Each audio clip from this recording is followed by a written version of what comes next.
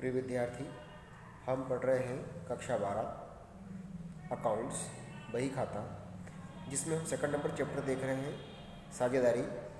और साझेदारी का सामान्य परिचय हम देख चुके हैं।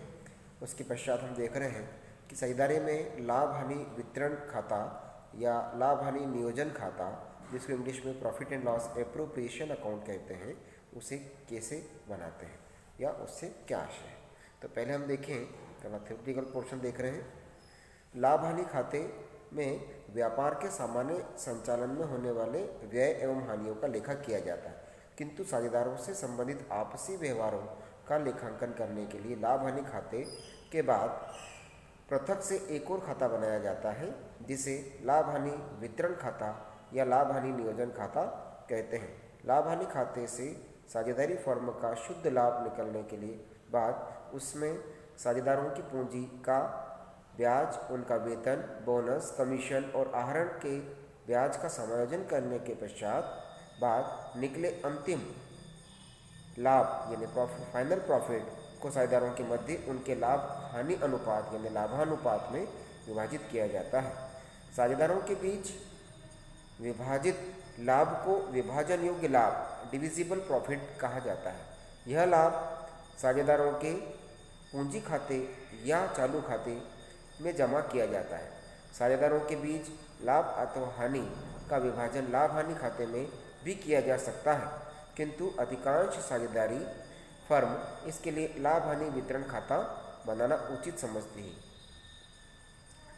प्रचलन में ऐसा ही परंपरा चली आ रही है। लाभ हानि वितरण खाते के जमा पक्ष में लाभ हानि खाते के फर्म का शुद्ध लाभ हस्तांतरित करने के पश्चात इस खाते में साझेदारों से संबंधित वे सभी समायोजन किए जाते हैं जो वितरण योग्य लाभ पर प्रभाव डालते हैं। समायोजन करने के लिए इस खाते में लाभ का हस्तांतरण करने के पश्चात जमा पक्ष में साझेदारों के आहरण पर ब्याज लिखा जाता है और नाम पक्ष में साझेदारों की पूंजी पर ब्याज, साझेदारों को दिए जाने वाले वेतन और कमीशन की राशि लिखी जाती है। समायोजनाओं के पश्चात जो शेष निकलता है वह विभाजन योग्य लाभ अथवा हानि की राशि है।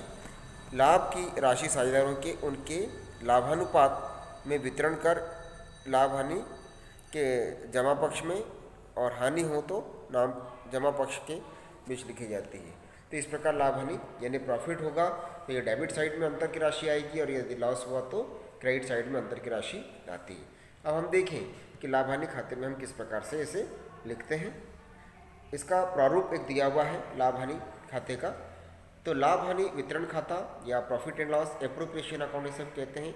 यह जिस वर्ष के लिए बनाया जाता है उसके लिए उसकी लिखा जाता है for the year end date on, जो डेट होती है जिस वर्ष के लिए जो वर्ष समाप्त हो रहा है उस वर्ष के लिए इसमें लिखा जाता है कि इस तारीख को।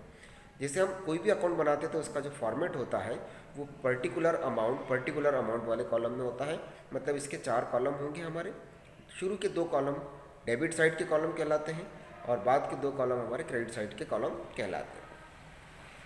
अब जो हमने प्रॉफिट एंड लॉस अकाउंट बनाया, सामान्य लाभ हानि खाता जो बना हुआ है, उस सामान्य लाभ हानि खाते से जो प्रॉफिट हमारा निकला है उस प्रॉफिट को इस लाभ हानि नियोजन खाते के या वितरण खाते के क्रेडिट साइड में हम ट्रांसफ़र कर देते हैं। तो हमने लिखा है by profit and loss account net profit. यदि प्रॉफिट एंड लॉस अकाउंट में नेट प्रॉफिट आया है तो उसे हम यहाँ पर समायोजित करते हैं। यदि प्रॉफिट एंड लॉस अकाउंट में लॉस आया है तो उसे हम डेबिट साइड में लिखते हैं, जो हम लिखते हैं to profit and loss account और नेट लॉस। या तो आपके प्रॉफिट एंड लॉस अकाउंट में प्रॉफिट आएगा तो क्रेडिट में उसका बैलेंस आना है, या लॉस आया तो डेबिट में उसका बैलेंस आना है। अब बात करते हैं डेबिट साइड में किन चीज़ों को हम लिखते हैं। तो डेबिट में हम इंटरेस्ट ऑन पार्टनर्स कैपिटल, हमारे बिजनेस में जितने पार्टनर हैं उन्होंने जितना पैसा बिजनेस में लगाया जो कैपिटल कहलाती है, उस कैपिटल अकाउंट पर अमाउंट पर हम जो इंटरेस्ट उन्हें पे कर रहे हैं वो हमारे बिजनेस के लिए एक्सपेंसेस होता है, इसलिए उस एक्सपेंसेस वाले अमाउंट को हम डेबिट में लिखेंगे।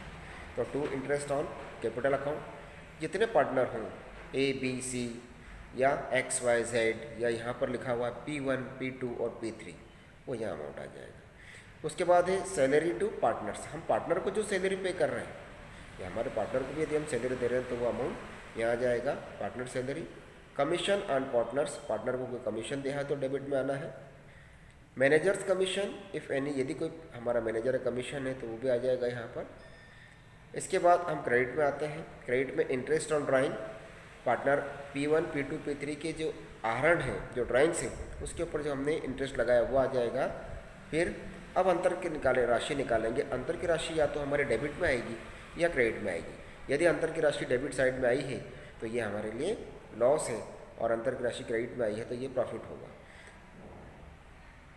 अंतर की राशि डेबिट में आई है तो उसे हम लिखेंगे to transfer to profit transfer to partners capital account, और क्रेडिट में आया तो by loss transfer to partners capital या current account. P1 P2 P3 जितने पार्टनर हैं, इस प्रकार से प्रॉफिट या लॉस जो है ये डिविजिबल प्रॉफिट होगा जो पार्टनर के कैपिटल अकाउंट या करंट अकाउंट में ट्रांसफ़र किया जाएगा। डेबिट में है तो प्रॉफिट और क्रेडिट में है तो लॉस, तो इसलिए profit transfer to partners capital account या loss transfer to partners capital account, दोनों में से कुछ न कुछ आएगा। ये लाभ हानि वितरण खाता या नियोजन खाते को आप लोग समझें और अपनी कॉपी में इसका फॉर्मेट बनाएं।